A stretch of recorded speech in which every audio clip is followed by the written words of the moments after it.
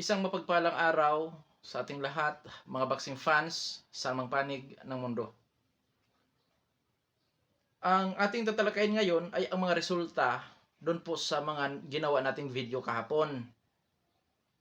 At siguro bukas ko na may hagang resulta sa laban naman ni Jerusalem, which is mamayang gabi na po yon. Ganun pa man, yung mga natapos na laban po ay ang ating tatalakayin ngayon. Yung laban ni Brian Norman, Michael Amir, Masamichi Yabuki. Bago naman natin ito simulan, para po sa mga boxing fans na bago po lang napadpa dito sa ating munting channel, inanyahan ko po kayo na sana suportahan po sa pamamagitan po ng pag-subscribe, like, and share. At para po sa mga boxing fans na walang sawa na sumuporta, sumubaybay dito sa ating munting channel, tapos puso po napapasalamat sa inyong lahat. Wala po nung sports PH ngayon kung wala rin po kayo. Kaya naman, di na natin ito patagalin pat simulan na natin para hindi nahahaba yung video. Masamichi Yabuki kontra Angel Ayala. Panalo si Yabuki by 12 round technical knockout mga idol.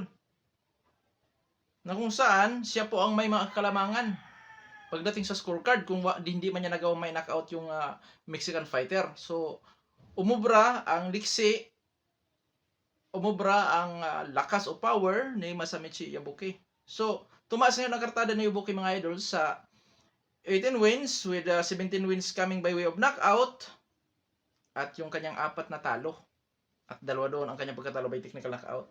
Samantala, sa panig ni Angel Ayala, Lardizabal, lumagapak po ang kanyang kartada o record sa 18 wins with 8 wins coming by way of knockout. May isang talo. At knockout, technical knockout ang kanyang sinapit. So sana makarecover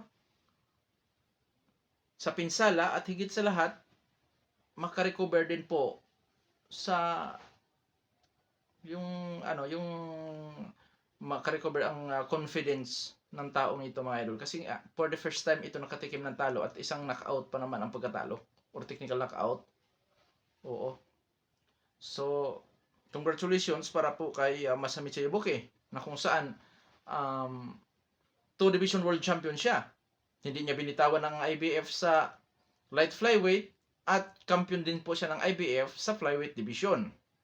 Which is nakatatak pa rin po yan ang kanyang titulo, nakatatak pa rin yon, yung IBF sa light flyweight bago siya lumaban kay Ayala.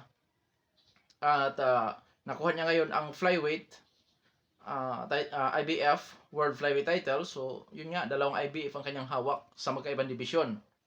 So di natin alam kung anong plano nitong si Masamichi, kung siya ba'y manatiling maging kampiyon sa dalawang division sabay, na kung saan mga idol kayang-kaya naman ng kanyang katawan, kumbaga. Sunod naman natin na tatalakayin, Michaela Mayer at Sandy Ryan. Noon saan mga idol,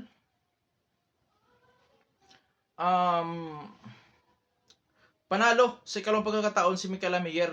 Kung noon ay majority or split decision, ngayon yun na namos decision ng mga idol. So ibig sabihin, pinabura ng 3 hurado na kung saan yun nga, panalo si Mayer.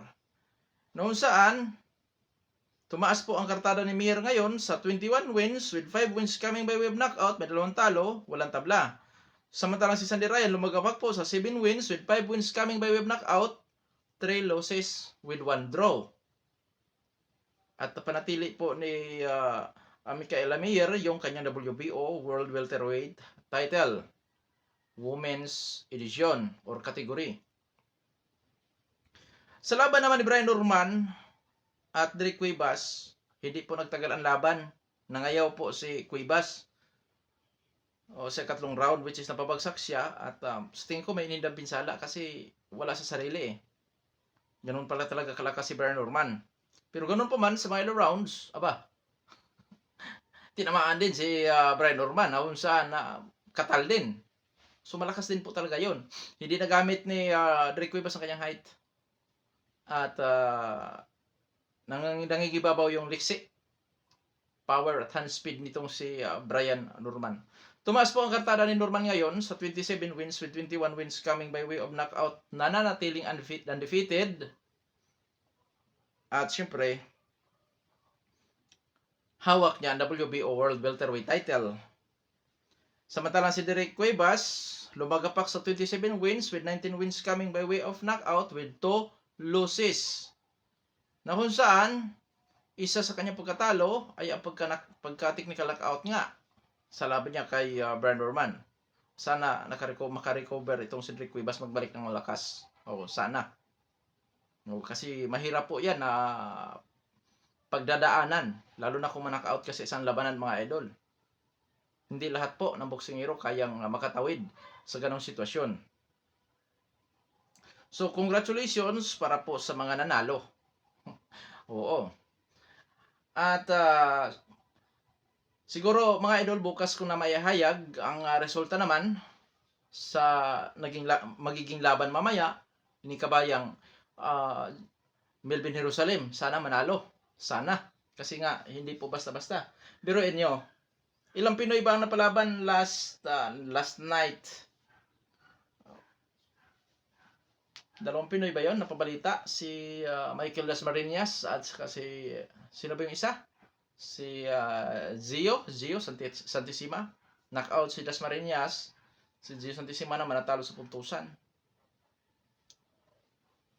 Wala na rin talaga kasi sa pagkaalam ko may edad na si Dasmariñas. Pero 33 anyos pa naman yata yun. Pero ganun talaga ang sports, mga idol. Pag sumali ka sa isang patimpalak, tatlo lang kahantungan mo. Ang manalo, ang matalo, or mawi sa tabla. Yun lang naman talaga eh. So, para po sa ating kababayan na si Dasmariñas, sana walang matinding pinsala na sinapit. Yun lang po ang aking masasabi doon sa ating kababayan at sana makarecover agad. So, hanggang dito na lamang. Ito po ang Dong Sports PH. God bless po sa ating lahat.